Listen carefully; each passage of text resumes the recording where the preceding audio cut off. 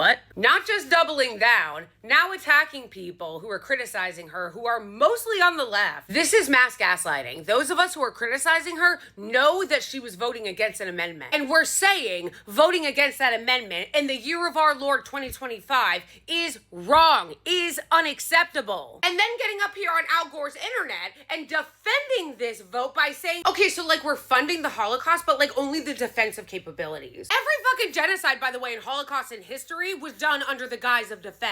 Literally no one in history has ever been like, hi, I'm a bad guy doing bad guy things. No, they always couch it in defense. You guys understand that none of this could be happening but for the money our Congress keeps voting to give them? They cannot do this without us. They couldn't bomb all the surrounding countries with impunity without us paying for Iron Dome because they would know that there might be retaliation. The fastest way to stop this genocide would be to stop giving them money, choke off the supply of weapons and cash.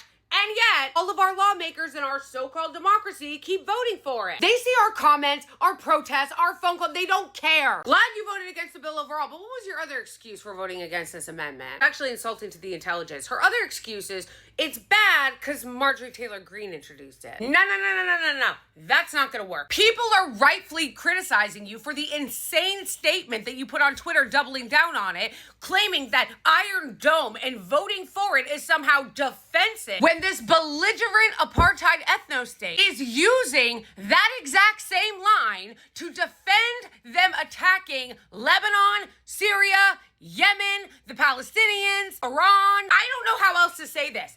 There is no excuse to be voting for a dime of funding to the Israeli regime in 2025. And this is over the backdrop of her voting for this funding before. This over the backdrop of her voting in favor of a resolution to affirm the insane IHRA definition of anti-Semitism, which includes criticism of Israel. And you just want us to go into our corners and do partisan red team, blue team and shut off our brains because MTG was the one who introduced the amendment. Google is free, loser. This part is the biggest part of the gaslighting. If you think that Marjorie Taylor Greene is an ally to the Palestinians and a welcome part of your coalition, and that voting against her amendment that was designed for exactly this kind of chaos is constructive and to be supported, then you can have her. Thanks. What she is doing here is trying to manipulate you into thinking that the amendment that Marjorie Taylor Greene introduced is somehow bad because of the fact that it was Marjorie Taylor Greene who did it. If we're going by that logic, then you're on the side of all the other fascist Republicans because Thomas Massie was the only Republican that voted for it. That means that you're on the side of Lauren Boebert and fucking Mike Johnson. You're voting on the side of the genocidal open Islamophobe Randy Fine. So is he a part of your coalition now? And we could go down the list of all the other insane right-wingers in the Republican caucus that voted alongside you. So if we're doing guilt by association,